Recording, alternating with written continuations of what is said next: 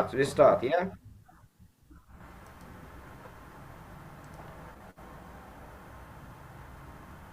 Okay. Okay. Друзі, усім привіт! Усім привіт! Новий день, нове інтерв'ю. І сьогодні у нас потужний, я би сказав, найпотужний гість від слова сила, Брендон Пауер. Hi, Brandon. Hi, Brandon. Now, okay, you're Andre and the other, and it's Kostya. Yes, I'm Kostya and Andrew. Here is Kostya, Okay. me, Andre. Glad Okay, to hi, see you. Andre, and speak to you. Окей, друзі, перед тим як задавати питання Брендану, я повинен тут дві цитати сказати. Вони все розкажуть про нашого гістя. Запросити Брендона Пауера на інтерв'ю – це успіх. Він без перебільшення найкрутіший новатор, винахідник і творчий розум у світі губної гармоніки за всю історію. Це Ігор Гурський. І ще одна цитата. Він такий крутий, як виконавець, так і новатор. Скільки його розробок було втілено в губних гармоніках, я б завмер, коли спробував його щось запитати. Та вже я так завмер. Це від Олега Коропецького. Перше запитання. Це від Ігоря Гурського, нашого відомого вчителя, візіонера, гармоніста, засновника відомої школи, сайту Harmonica School Pro. Бренда, яка з ваших інновацій ви вважаєте найважливішою і, можливо, яку найбільш недооціненою зараз? Please. Okay, Brandon, so let me translate. So we are happy to see you. First of all, thank you for joining us. And at the beginning, Kostya said two very humbling quotes from our great harmonica players and customizer as well. And now the first question is actually from the founder of Harmonica School in Ukraine. It's Harmonica School Pro and a great jazz harmonica player, Ігор Горський. So the question is, which of your innovations you consider the most important and which you consider the most underrated so far? Oh, wow. Well, I guess the one that I've used the longest, which is not a big, well, it doesn't seem like a big one, but it made a big difference to me, was right at the beginning, maybe half valving. When I first started half valving my harmonicas. So I started out playing a regular diatonic, which is no valves. And then I picked up the chromatic about 1980, a long time ago. You know, obviously with the valves, you can't bend. But then I discovered if I pulled some valves off the outside, I could bend like on my diatonic. And then I studied it a bit further and I realized that, you know, to bend on the chromatic, you have to change the tuning of the chromatic because only some of the notes bend. But anyway, I like that sound because I found that my blow reeds were enhanced in volume and purity and everything, but I could bend the draw reeds just like on a diatonic. So then I proceeded to half valve my diatonics as well. So ever since, not all my harmonicas are half valved, some crazy ones like the Asia Bend have no valves, but most harmonicas are half valved. So in terms of the length of time that I've been using innovation, that's definitely the longest one, the most enduring one. And also it's become quite popular around the world. A lot of people use half valving. For example, P.T. Gazelle, he found out about the half valving through the Suzuki Promaster because Suzuki contacted. I sent a half valved harmonica to Suzuki when I was in New Zealand many years ago, and they liked the idea and they decided to put it out in the Suzuki Promaster MR350V in 1990. So anyway, that came out and that's still selling. And then P.T. Gazelle picked up on that and loved the half valving idea, and he became known for half valving for jazz and also for many other kinds of music. Half valving, Irish music or whatever, half valving is quite widely used now. So even though other innovations are much more exciting in terms of you know, complexity and everything like that. That simple one there is probably the one that I've used the longest, and which has become the most popular around the world.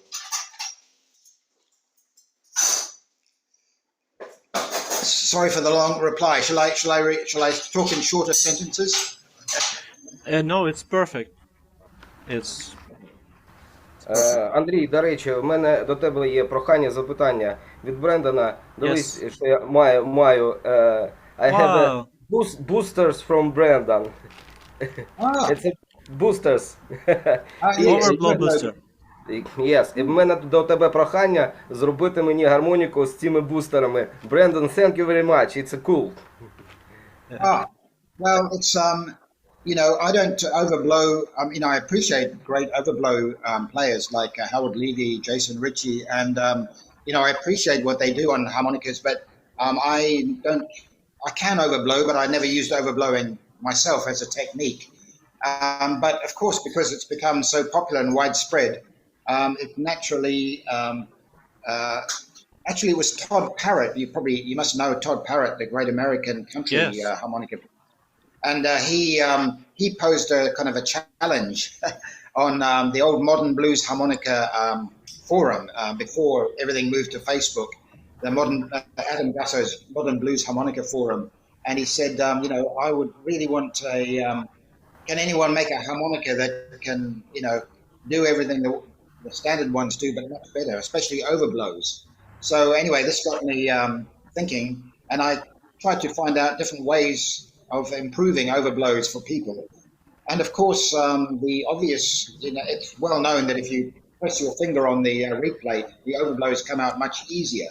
So I tried different ways to do that. And this is the simplest one, the most recent one. Just a few bits of foam, stick it in the harmonica, and then you can put your finger behind. And your great Ukrainian player, Dima. yes. Дмитро Васильович. He got in touch with me, and he uses it fantastic. So he's the best with that style. But I've also created a thing called the Overblow Booster, which is a Ross Darren is using it.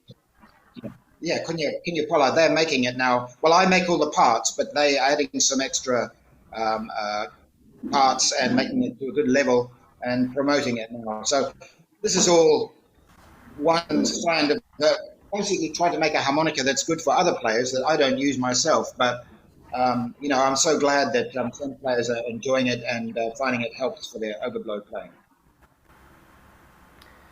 Thank you. Next question, Andrew.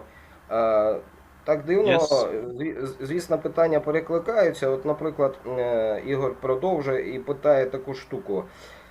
Як зазвичай виникають ваші ідеї? Це інтуїція, натхнення чи свідомий пошук рішення конкретної проблеми? І ось тут, що найчастіше є відправною точкою для ваших винаходів? Обмеження інструменту, потреби музикантів чи ваша власна цікавість? І Костя Колесніченко також запитує отаке запитання, ти можеш їх об'єднати. Що вас найбільше цікавить у налаштуваннях? Можливість грати всі хроматичні ноти, кількість акордів чи зручність при певної музики чи композиції? Ну, тобто ти бачиш, питання перекликаються, то був на твій смак. Задай, будь ласка, Брендану це запитання. Okay, so a lot of questions from a lot of people, but let's stick with Ігор Горський. So he asks, how your ideas usually come about? So is it intuition, inspiration, or a conscious search solutions for a specific problem on your instrument? So, and what is like often...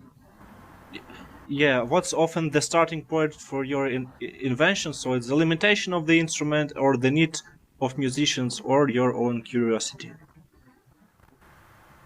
That's a very good question from Igor. Thanks, Igor. Okay, well, that's... I guess it's often the limitations of the instrument that frustrate me. I mean, basically, the harmonicas that we play today are essentially... very late 19th century or early 20th century instruments, which haven't changed in a fundamental sense.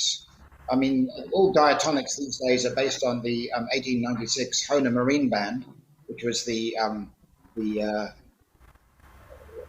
the archetypal diatonic harmonica. And so, of course, other ones have aluminium combs and they have full-length cover plates and they have plastic combs or whatever, but they do the same thing. You know, they don't do anything new, really.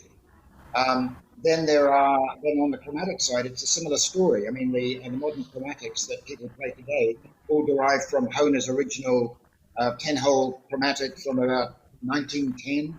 And then it extended the Hohner Chromatica 260, and then that became a 12-hole and a 16-hole. But basically, you press a button and the note goes up a semitone. All the modern chromatics, they look fantastic. They got brass combs, titanium combs, wooden cover plates. They all look great, but they don't do anything more than these original cover chromatics that Larry Adler played back in the 1920s or 30s.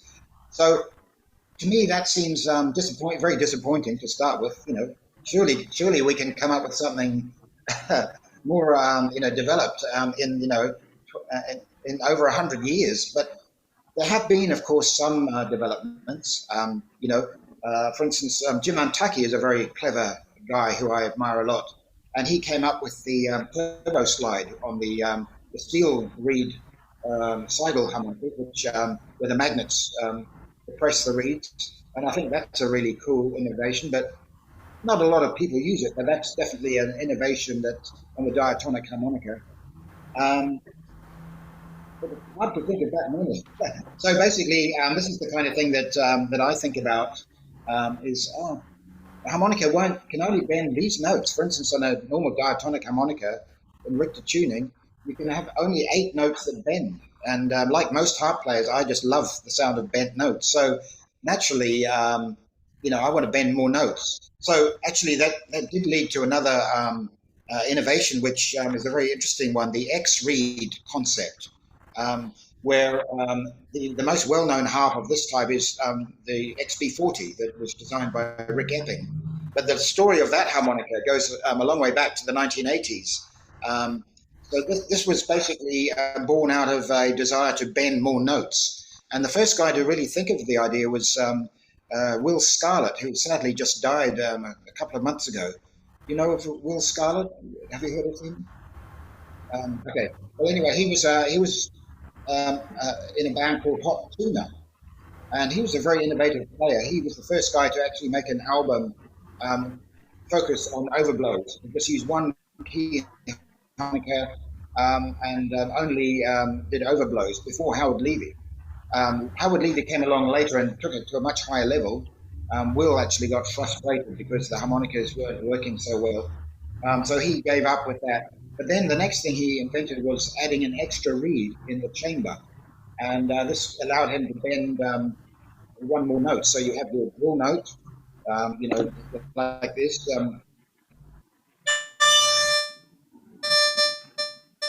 And your blow note. And you can bend the draw note down. You can't bend it any further. So he put a third chamber. He didn't make a complete harmonica, just one chamber. Put a third reed in there that was below the blow note. Maybe this note here. But it was a draw reed, and it was in the same chamber. And then he could blow with proper valving. He could then bend the blow reed as well. So this, I didn't know about Will Scarlett, but this same idea came to me. I think he thought of his idea about 85. I thought of it myself. It never been publicized, maybe about 89, and I made a complete harmonica, a 30-reed harmonica.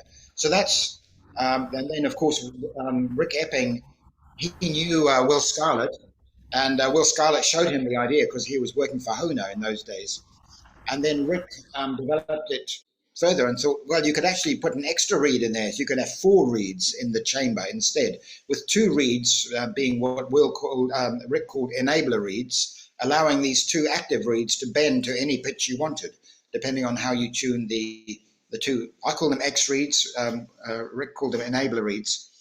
And then he showed the idea to Will.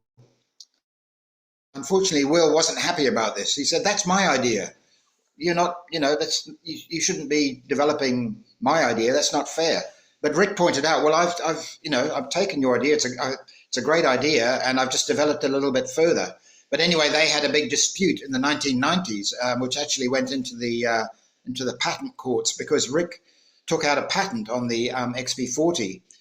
He wasn't claiming the concept of extra reeds, but he was just claiming that he developed a new way by putting an extra reed, a fourth reed in the chamber. So he took out a patent for it. Will was very angry about that. They had a dispute in the American patent courts in the 1990s. Only a few people knew about it. But anyway, in the end, Rick won the battle, the patent battle, the legal battle. And then in the early 2000s, the XB-40 came out. But again, it wasn't widely used, but that is another example of a real innovation in harmonica design. So, but I mean, I'm just talking in two there. So there's not many. Another one would be the Suzuki Overdrive, designed by Masaru Hashimoto of Suzuki. And he designed the Suzuki Overdrive, which had the finger stops to give better overblows. So there's been a few innovations in the diatonic, but not many. And then on the chromatic, even fewer. So I can't really even think of any right now. That's an area that maybe I'll talk about separately after this long answer to Igor. Anyway, I'll stop now. But I mean, basically my point is that harmonicas haven't developed much in over 100 years, and it's rather disappointing, especially with the high-tech manufacturing and design stuff we've got going on now in the 21st century. You'd think that we'd be able to improve on those old harmonicas of 100 years ago, but they're still using the same manufacturing methods. They're still stamping out the reeds with big stamping machines, and many people say the quality of the old harmonicas is better than the new ones. So I think we can do better. So that's a lot of my the impulse to do something is to try and do something better myself with what limited resources I have. CAD design or 3D printing. But these days you can do a lot in your own home workshop. So that's my thing that drives me is, come on, let's see what we can do to overcome these limitations. More bends, more notes on the chromatic, more ways of playing the difficult things, the limitations of the harmonica, overcoming them and making it more of a fully developed instrument rather than one where we just accept the limitations and do nothing about it. Sorry, once I get talking, I talk too much. But anyway, I hope you can understand what I'm saying. It's nice. Наступне запитання дуже об'ємне, але не можемо не запитати. Це запитання від нашого одного з чудових викладачів гри на губній гармоніці, від Сергія Пузанова. Що таке гарний гармошечний класний тон? Тобто, яке ваше розуміння про сприйняття? Що це таке гарний гармошечний тон? І що для цього треба зробити, щоб його отримати? На чому зосередитися, окрім, звісно, регулярних занять? Тобто, як його отримати? Про це і Джейсон двічі казав. Що таке, з розуміння Брендана Пауера, таке гарний, класний гармошечний тон? І як його досягнути? Okay, so Kostya asked a question, obviously very interesting one, from one of our great harmonica teachers, Sergei Puzanov. He asks, what is your understanding and perception of good harmonica tone, and what should one focus on apart from regular practice in order to find this tone? Yeah, that's a really good question, Sergei, so thanks for that. Well, tone is a very personal thing, of course.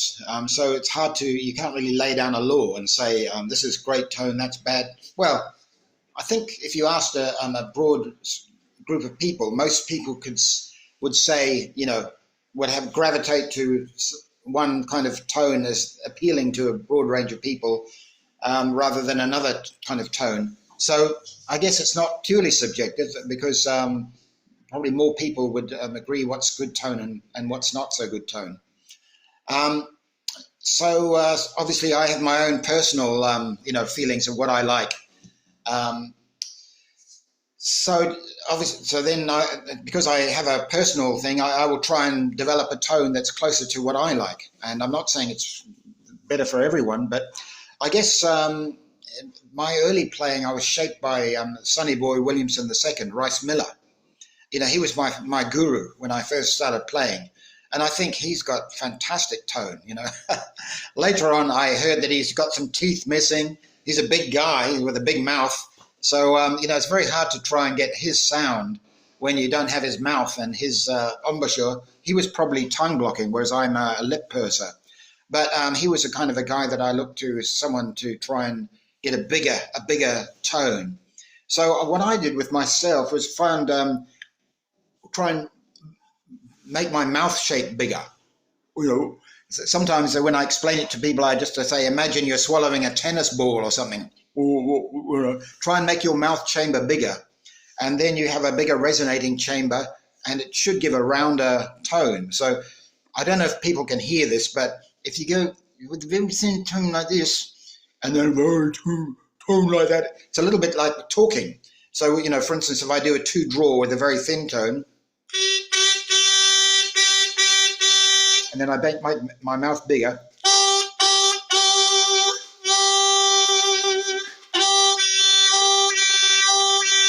So just by changing your mouth shape, you can really alter the tone a lot. So that's one thing that I would recommend for anyone who wants to get a bigger tone. Just make their mouth bigger. And then, of course, related to tone are things like vibrato, with, again, listening to the great blues players, this kind of...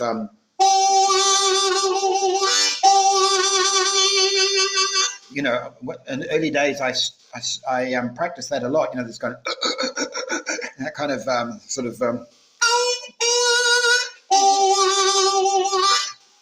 that kind of thing. And then, but then I thought, well, you can only do that down the bottom end. So I'd love to get some vibrato higher up. So then I developed a kind of a different kind of a bending vibrato. So even high. So basically, this is like a fast bending.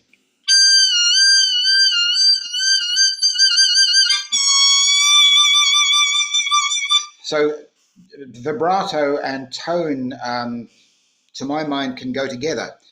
But you should be able to just hold a note by itself without vibrato, and it should sound pleasant. But I find vibrato does add quite a nice extra quality to the sound. So I guess I thinking of tone, I'd think of vibrato as well, almost at the same time.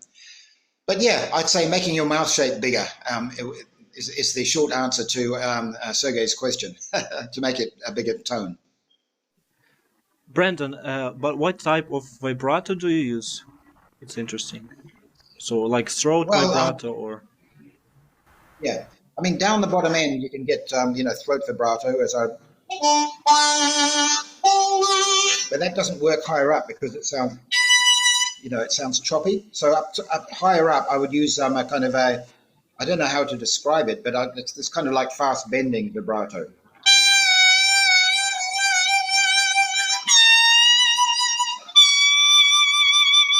So it's kind of like a fast bend. That's hard to describe, but yeah.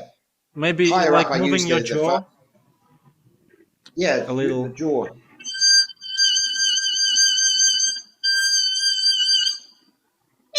And you can use that down like on a bent note. You can use it as well. Yeah, so moving your jaw. Внизу краще виходить, коли щелепою ти подвигаєш. Добре. And Kostya, one more. Да-да. So, and about your technique, it's very interesting because I noticed that a few players, they move their jaw when switching between holes. So, and it's very noticeable in your playing. So how did you develop it? So it came naturally or with time? Yeah, I didn't even know I was doing that, but one day I looked in the mirror and I thought, oh wow, that looks strange. So yeah, like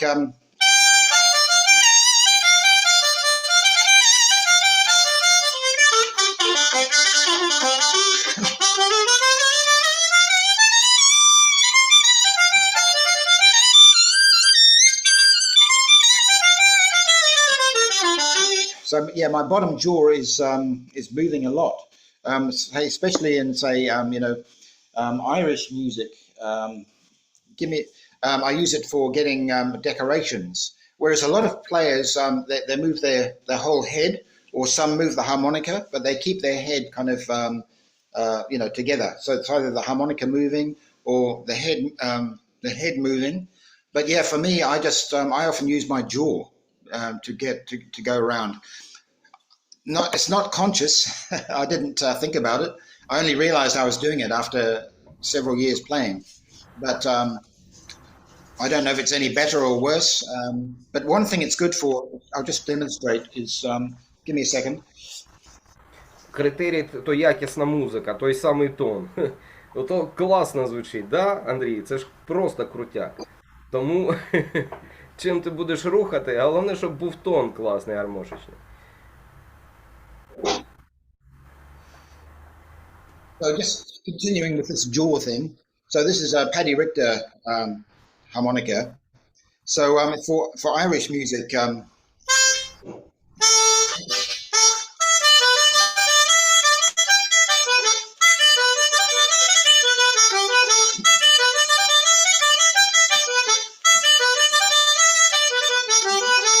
so it's quite good for this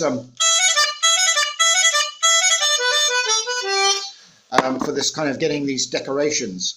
And I learned that from the Murphy brothers in Ireland, Pip and John Murphy, when I was starting to learn Irish music.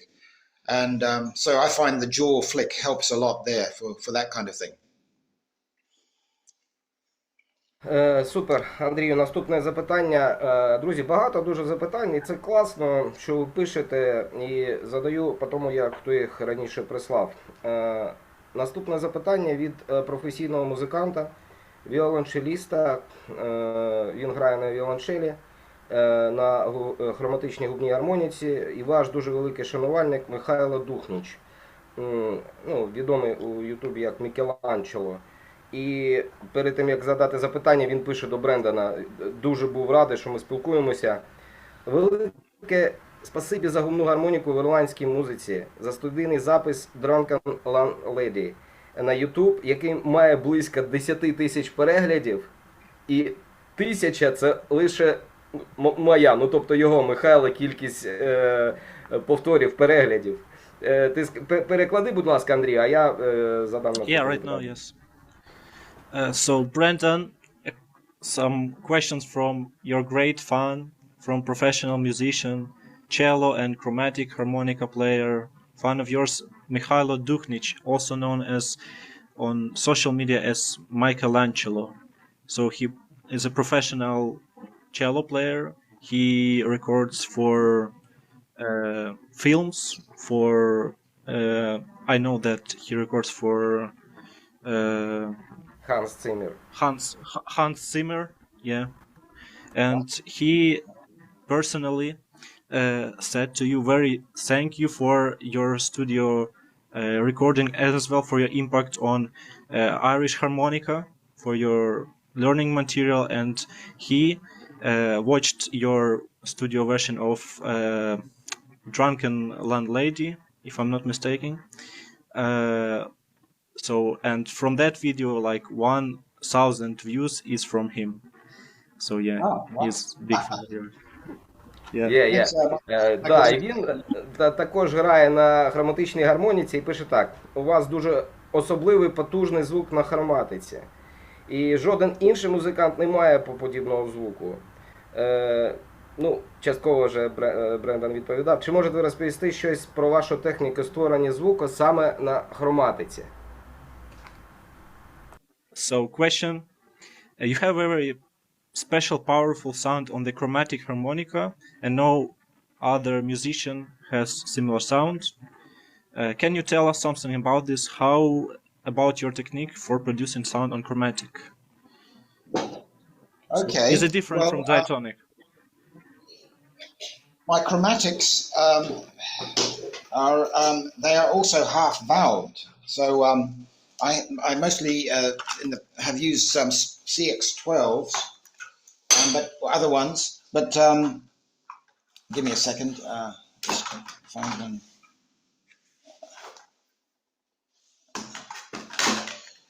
They're all in different tunings and everything.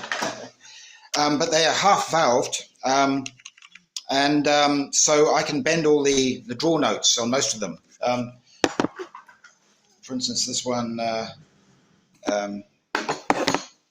sorry, where are we? This is a strange one. This is an Asia bend, a Chinese one. I'll talk about that later. They're all in different tunings, so maybe I'll explain a little bit. So this one is diatonic, slide diatonic. What's this one? Okay, this is one I use more for improvising. This is power. I call it power chromatic tuning. So the sound is different to a standard chromatic because if I show you on the outside, the good thing about the CX12, you can pull the inside, so you can see there's no valves on the outside of the harmonica. And so this instantly gives you a different sound, you know, to a fully valved chromatic. Means you can bend all your draw reeds. So every draw reed can bend. Blow with the slider or not.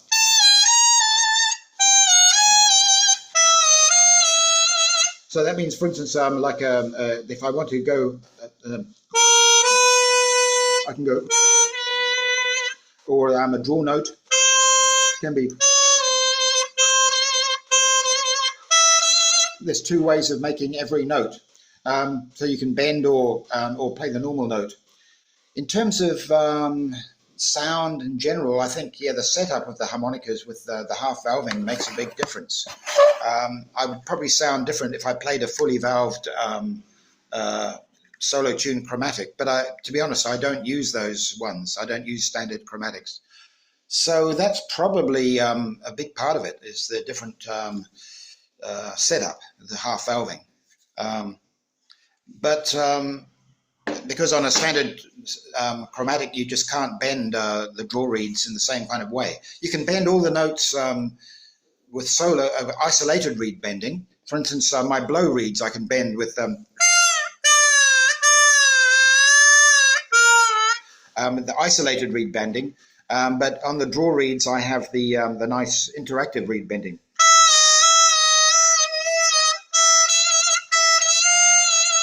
Like, depending on the tuning, that you can bend more or less. For instance, the slide diatonic is like Paddy Richter down the bottom end and then Paddy solo up the top end. So this one here, the one I just played you, has all the reeds, the notes going up a semitone like normal.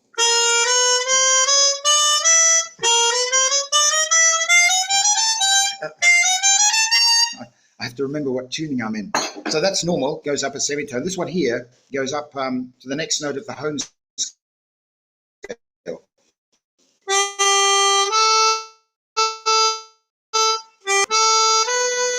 So this one gives you the nice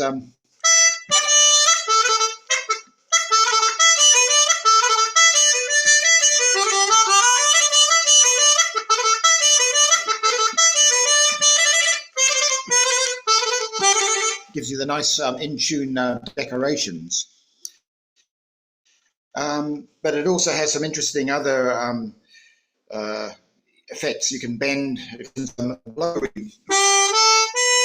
I now have the draw.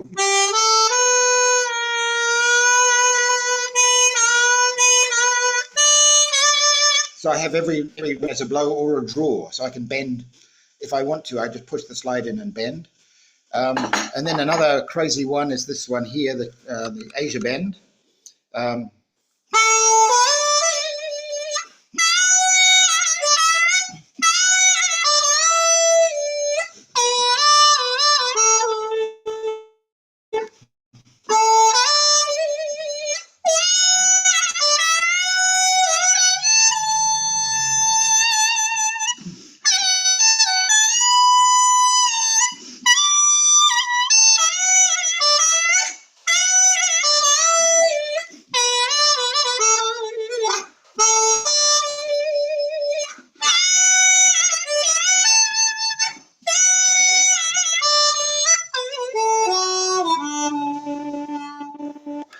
So this one here is tuned in a really strange way. all the blow reeds are set with 0 gap. So they act as X reeds, and then and they are often quite deep below the draw reeds. So, for instance, this note, to get this band here, the blow reed is that's a 3 semitone bend. So the blow reed is 4 semitones below the draw reed, but it doesn't make any noise. If I blow, nothing.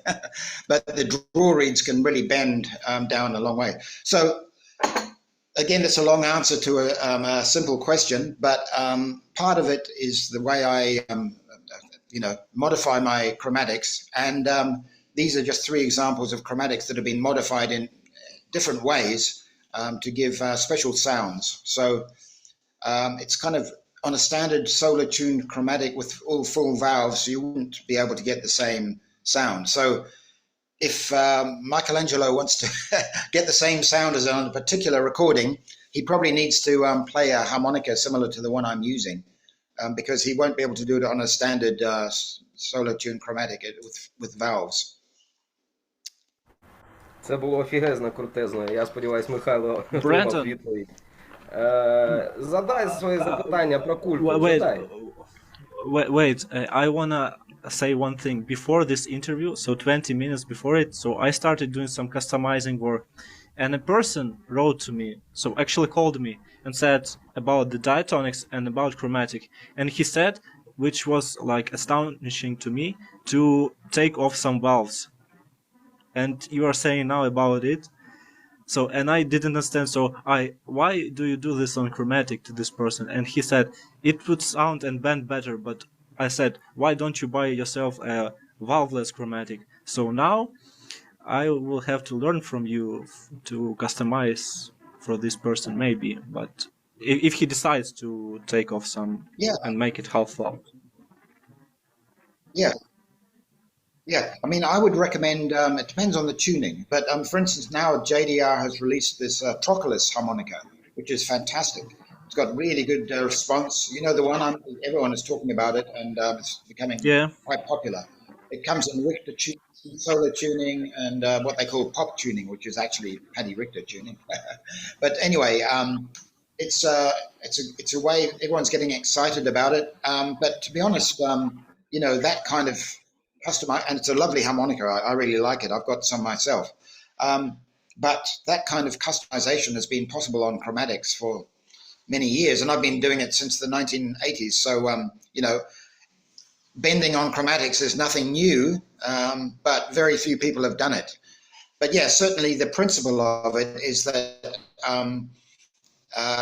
with interactive reed bending, as most people would know, is you have to have 2 reeds in the chamber which are at least 2 semitones apart.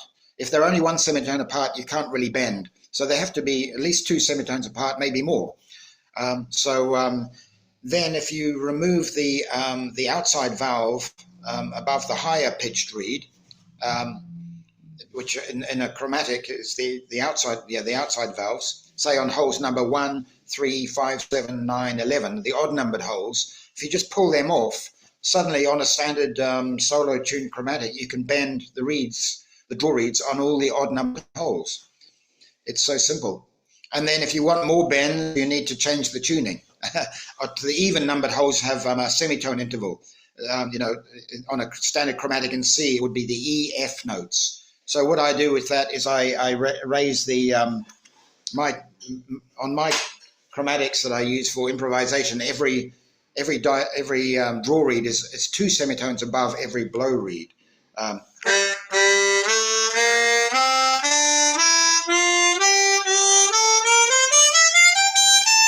So every draw reed can be.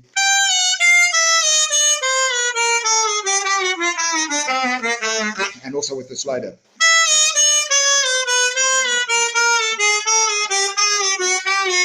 So basically, I mean, that wasn't any. That was just a technical demonstration. There wasn't music, but it's just to illustrate. The chromatic can be super expressive if you just customize it in a, in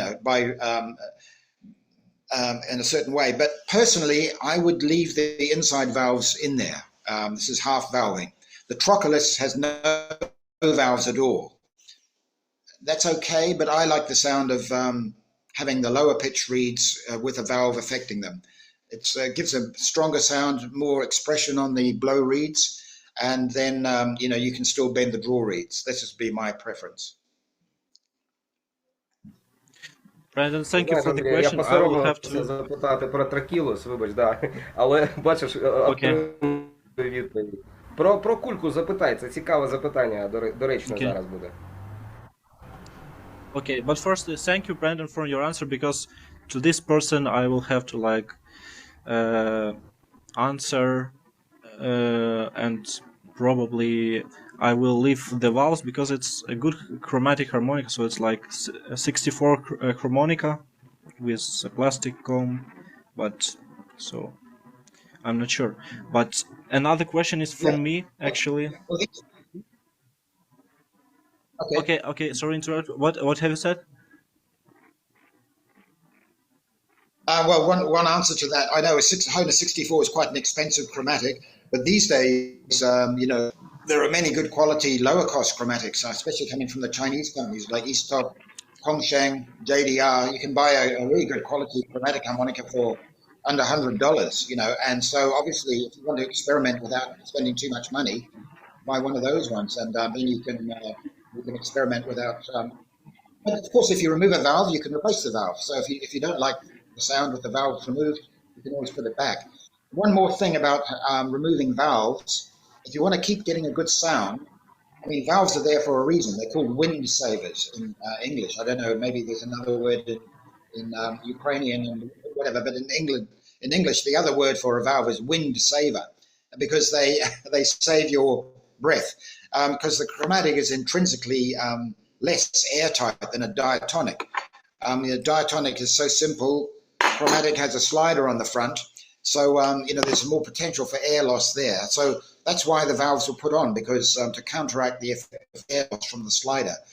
But if the slider is really airtight, then the chromatic is much more akin to a diatonic. And the other thing you want to do when you remove an outside valve is reduce the gap on the blow reed, because when you draw air through a chamber on a diatonic harmonica, when you suck on a draw reed, some of your air is getting dragged through the blow reed slot as well. And if you reduce the gap on the blow reed, then you have less air coming in through the blow reed slot and more coming from the draw reed, and you get a stronger sound.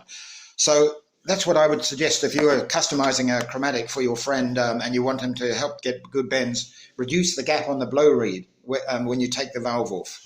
That will help a lot. Thank you. So actually, Costa said, so I can ask my questions because I have some cool questions for you, because I also admire your work and more in terms of customization. So I watched and I have some questions about it. So let me actually find them. Oh, so cool question came along. We were chatting in our harmonica chat on Messenger. So we have a Telegram group in the Messenger where all the Ukrainian harmonica actually tries to gather. Dima actually gathered us together in this chat, and we were discussing a video where a guy plays like a harmonica but with a balloon, and it sounds like a bagpipe. So yeah, and my question, so have you seen this video? Probably you have. And it sounds like a bagpipe. Have you ever considered to make such invention for Irish music where the harmonica sounds like a bagpipe? Good question. I know exactly what you're talking about. I mean, people have done that a long time ago, maybe back, in the days of the harmonica bands, where they were combining back in the 40s, 50s, where they're combining humor with harmonicas. And I think people even did it back then. Certainly in the 1960s, I've seen an old video of a guy with a balloon giving him a drone effect. And it's a cool sound. Personally, I think it's, it's fun, but, it's just a kind of a novelty effect. But there is one interesting tuning that you can do to give you a drone effect on the diatonic harmonica. I think James Conway from America was the first guy to do this. So this is an interesting thing. And also my good friend Andre Coelho, who lives in Portugal. He's from Brazil but lives in Portugal. He's tried it as well. So basically what you do is on a whole one of a diatonic, you have your blow reed. Say it's in a G harmonica. So you have your blow reed, which is a G3, and then your draw reed, which is an A normally. If you lower the pitch of the A draw reed down to G, then you have a G on the blow and the draw. Then if you use tone blocking, you can get as you're playing the melody higher up, you get a drone effect on the blow and the draw in hole number one. So it's a special effect, but it's a way to kind of get that drone without having to use a balloon. Прикольно. Наступне запитання від Михайла Духніча. Дуже цікаве. Ви грали багато різної музики з різними людьми. Чи є у вас улюблений проєкт, який ви грали або записували? Йому особисто подобається, Михайлу, ваша робота з гітаристом Ендрю Вайтом. Okay, so thank you so much for that answer. I've probably seen that from James one day, but I was not understanding like what notes, but I understood the concept, and in second position it works as well, even without retuning, because the notes are in its place in second position. And next question is from yes, 2 draw and 3 blow. So next question from as well Michelangelo. So you have a lot of different music with different people. Do you have a favorite project that you have played or recorded? I like your work with guitarist Andrew White. Yes, Andrew is phenomenal. He's a singer and guitarist, composer. Yeah, that was, and it's totally live, everything done with Andrew, especially on the, it's all done totally live, as people can see. So, that was great. I mean, I remember Andrew came to our home in England, in Canterbury, and he just had broken up with his girlfriend, and he wasn't in a very good state mentally, and he was crying half the time. Not crying, but he was kind of like really down. But anyway, I got him into my little studio and got him playing, and as soon as he started playing, of course, his incredible musicianship came to the fore. So that was quite a sort of had a special emotion to it, I suppose, that album, and also done totally live. So basically, no drop-ins or overdubs. Yeah, that's good. I like that one.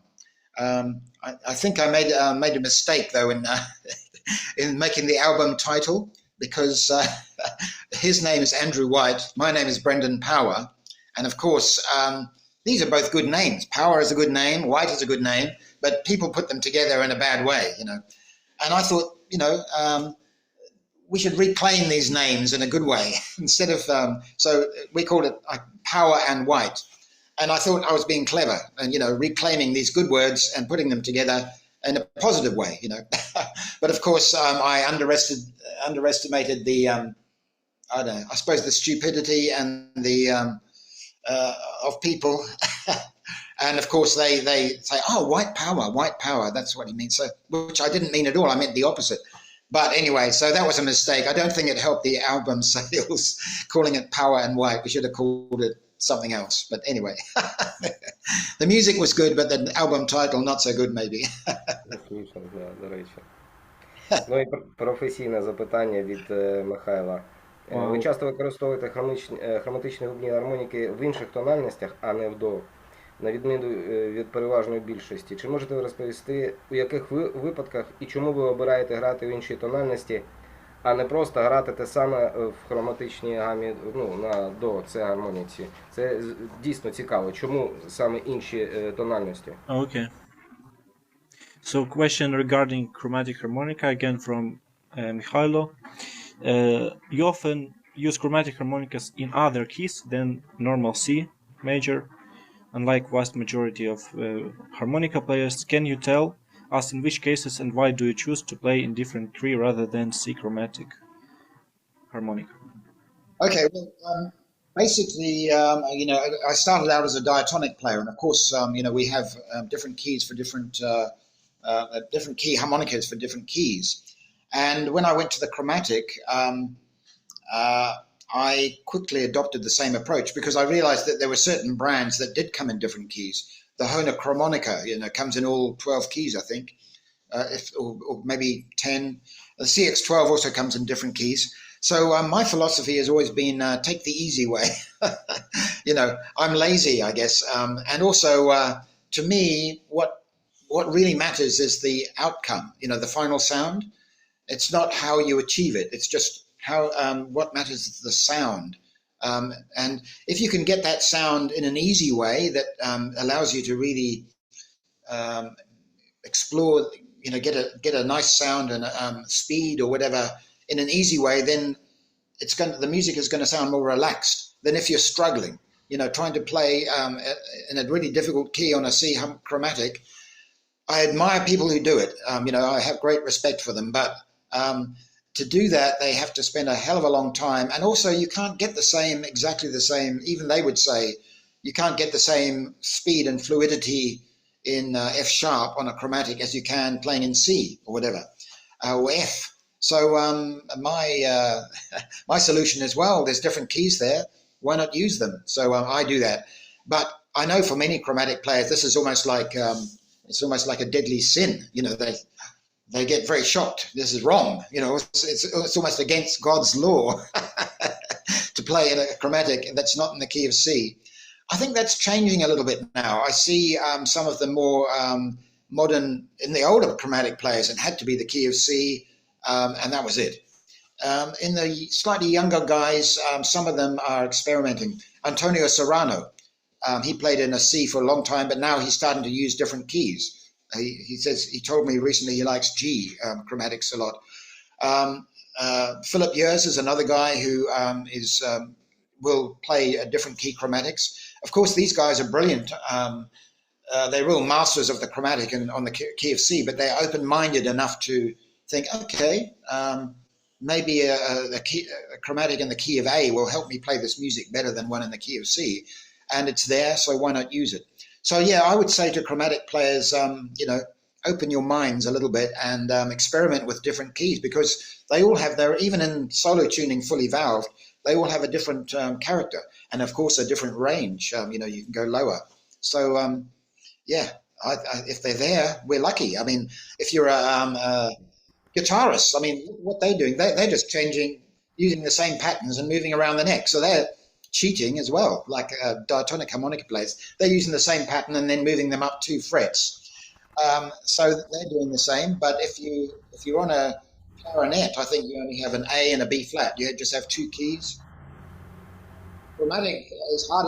Harmonica is hard enough. So we're lucky. We have 12 keys. So let's make it easier for ourselves. Thank you.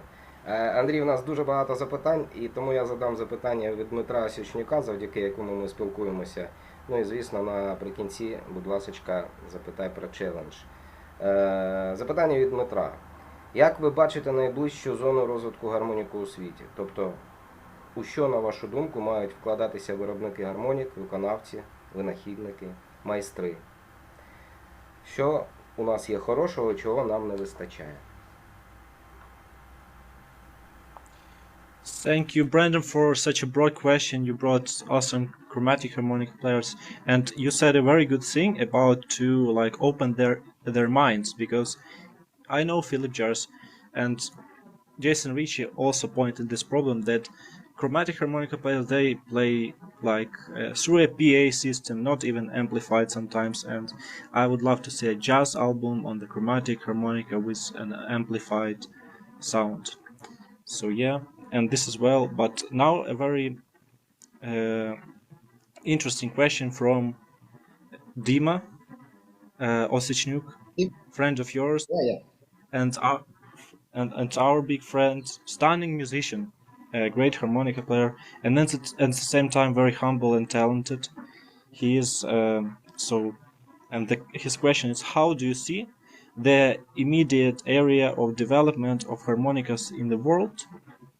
That is, what do you think harmonica manufacturers, performers, inventors, and craftsmen should be investing in? What do we have that is good, and what we are lacking? Okay, I'll answer that question in a second, but just while we're talking about the amplified chromatic, you said you'd like to hear an album. I think in Ukraine, there's another of my friends who I've never met in person, but I have a good relationship with, Konstantin Kolesnichenko. Да, we have a lot of questions for you from Konstantin, but we haven't time another time. Yes. Chromatic, I think, in a kind of a jazzy way. So he's an example. I think in Hungary, Matyas Matyas, he plays chromatic, blues chromatic in Hungary. So getting back to Dima's question, where do I see the harmonica going? Well, probably where do I? If I'm being realistic, it's probably not going to change much because harmonica players are very conservative.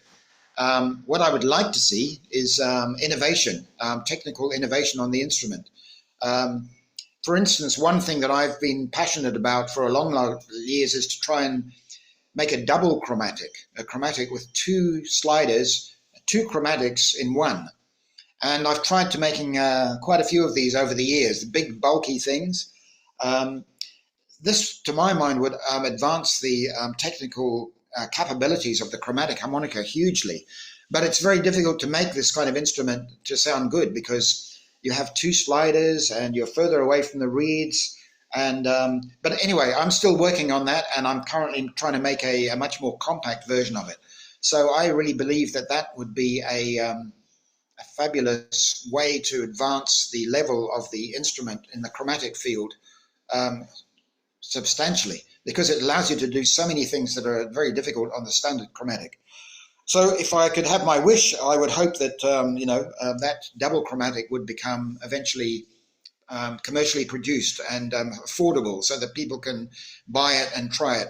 So I'm working in that direction myself, and it's just I think I believe that it won't be too long before hopefully a affordable, good playing double chromatic finally gets on the market. On the diatonic side, you have the Overblow camp, and Jason Ritchie, Howard Levy, of course, is the guru.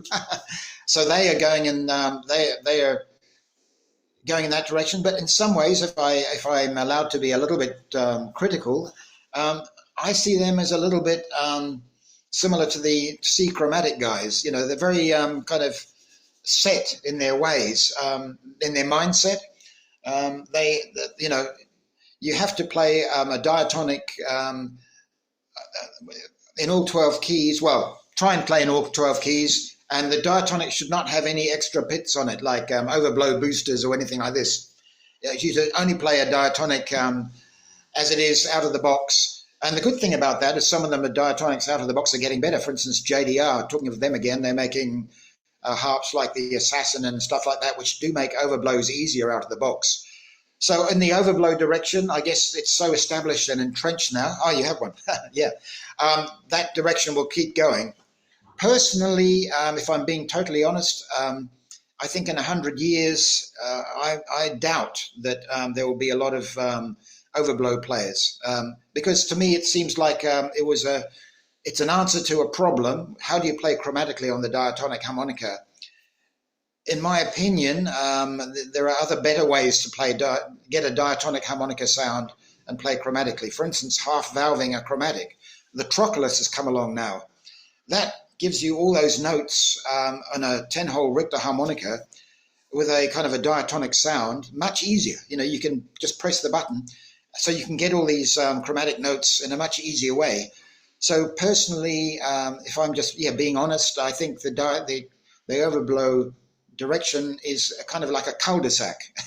It's a very very impressive cul-de-sac, but it's kind of like something that will have a I don't know if I'm right, but I think that in the numbers of players trying to focus exclusively on that style, this will probably get me into big trouble. Hopefully, it'll only go out in Ukraine, and the Ukrainians will hear it. If it's heard on widely in the harmonica scene, I'll probably get big, lots of angry messages. But my personal opinion is that it's it's a kind of a limited technique, and it's impressive. It's answered a question, but there are other better ways to answer that question of how to get a lovely diatonic sound with chromatic ability. So personally, I think the trocholus is an example of a way that diatonic harp players could go, and also I think I'd love to see the double chromatic. But speaking realistically, things are just so entrenched and so set, and harmonica players in general are very conservative, and many don't have a great idea of musical possibilities. So I think the present Richter 10-hole diatonic and solo tune fully valved chromatic, well, they've got a long future ahead of them still. But hopefully eventually they will get challenged by more innovative and more deep and more widely capable harmonicas that allow players to do more stuff than they allow. Thank you, Brandon, so much for your answer. And actually, in Ukraine, I'm getting a bigger hit for Overblow, so it's fine. Вибач, ми не можемо не задати питання від Кості Колесніченка. Тому, Okay, but first of all, Brandon, how much time do you have for 5 minutes, yeah? left? Sure, yeah. Let me just check. Okay. 5 minutes is fine, no trouble. Oh, thank you very much. Від Костя Колесніченка. Здається, ви першим протестували MIDI-гармоніку. Чому MIDI електронні губні гармоніки не здобули популярності? Чи вважаєте, що у MIDI-гармоніки є майбутнє? Ну і, звісно, яку б ви порекомендували для першого знайомства, яку MIDI-гармоніку саме? Дякую. Okay, so we don't have much time, but I would like to say before Kostya's question, so your idea about double slider bass, like slider bass, is very cool, and I would like to see one day you do the same thing on tremolo harmonicas, so gather two tremolos, because in Ukraine I know a very cool tremolo, like guys that are very wishing to have like chromatically possible, so it would be cool if you did some. So I have a really good idea for that already. How to bend notes on with interactive reed bending on tremolo harmonicas, and this allows you to get the chromatic notes. So it's on my workbench at the moment. So when I'm away from home for a couple of weeks, but when I get home, I'm going to go back to that, and hopefully by the end of the year, I think I will have a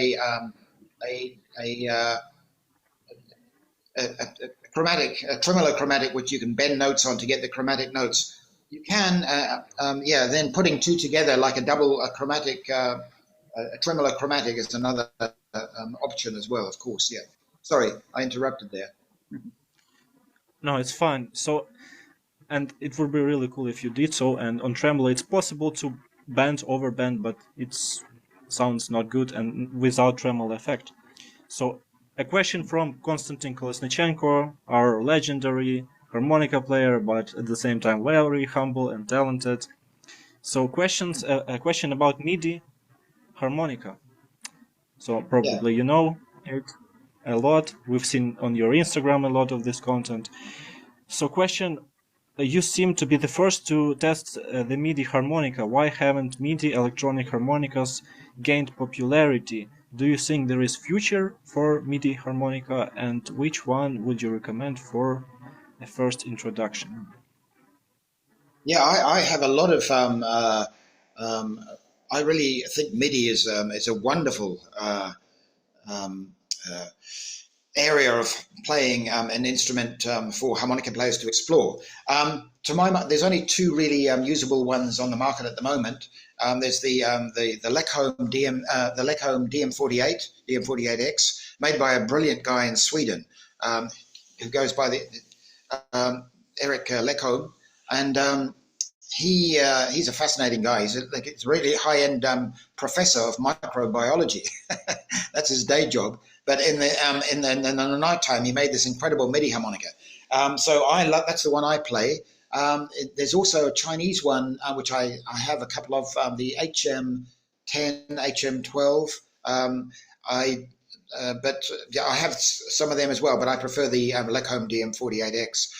Yeah, I think once people get used to it, they'd be amazed by the expression of them, the actual blow draw expression you can get. The big downfall of the MIDI harmonica is that you can't bend notes in your mouth. That's something I've struggled with. So I've come up with ways to bend them with using little mini pitch benders and things. So you have to do it with your fingers.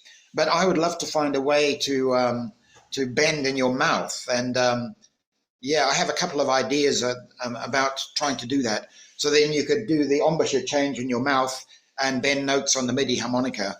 I think MIDI harmonica has got a lot of a great future ahead of it. But it's quite expensive to buy just one. But the good thing is you can play in all 12 keys.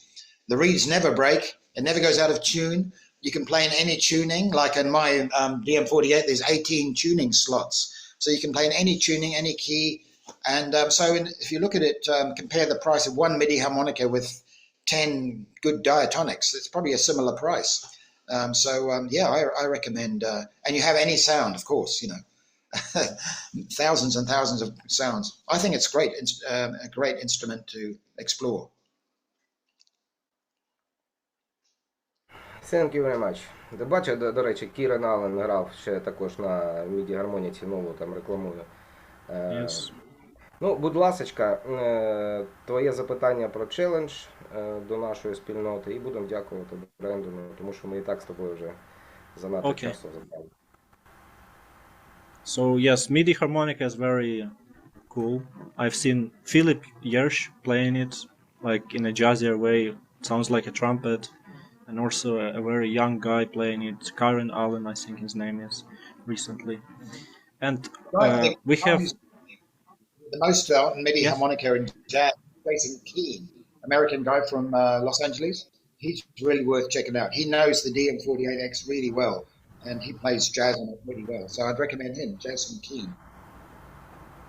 Jason Keen, right? K-E-E-N-E, Keen, K-E-E-N-E, Jason Keen, yeah. Okay, we will check him out because it's very interesting in that part of harmonica development, electronic like sound. And so regarding our interview, thank you so much. We have one more question, very important one. We ask all our guests trying to ask this. So in our group chat, in the messenger, we have weekly harmonica challenges. And so what would you suggest as a challenge for our harmonica community? Okay, well, something that goes across everybody. I'd say try experimenting with your mouth shape, imagine you're swallowing a tennis ball and see what that does for your tone. So that should apply to chromatic players and diatonic players, and just experiment with tonal, changes.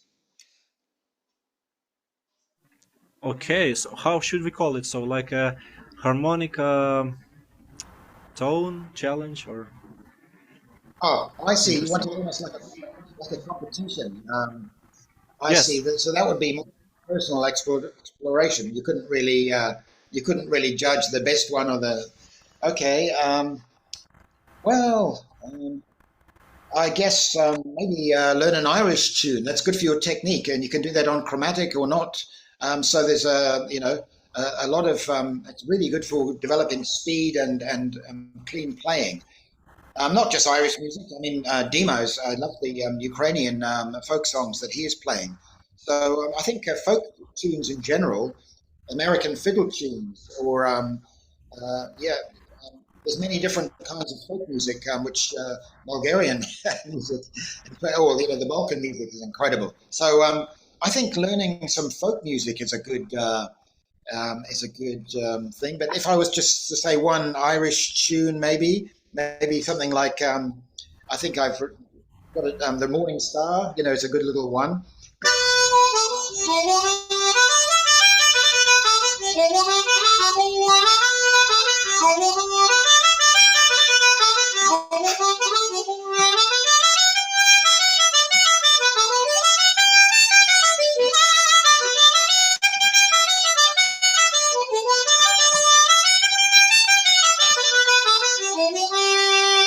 So that's basically just on a G harmonica in the key of G, and just playing a simple little tune like that. You could do it on a chromatic in G, or on a G chromatic. It's easy, or a C chromatic. But yeah, there's a little tune you could learn if you want to just develop your speed and clean playing. I was playing it quite slowly there, but you can play it a lot faster. Thank you. Друзі, нагадую вам, що гармоніка дарує щастя. The harmonica makes the world better. Brendan, thank you so much for your time, for your answers, and for your support for Ukraine. It's these bad times. Наступні питання ми задамо наступного разу. Ну, ті, що залишились, вибачте, що не задали, тому що багато питань. Дякую вам щиро, Брендон, за підтримку, за ваш час. І побачимося іншим разом. Thank you, Andre and Kostya. I really, for me, it's an honor, and yeah. It makes me emotional to say it, but I'm really feeling for you guys a lot. So, you know, especially right now, it's a very tough time. So, you know, I'm thinking of you all there in that country, and really hope that things turn out for the better. Thank you very much. Thank you so much, Brandon.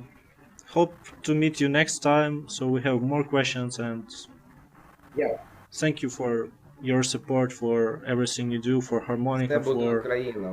Ми переможемо. for the music. Ми сильні. Yeah. Thank you very much. Okay. Thank you very much. Okay, bye guys. Bye. God bless you. And you.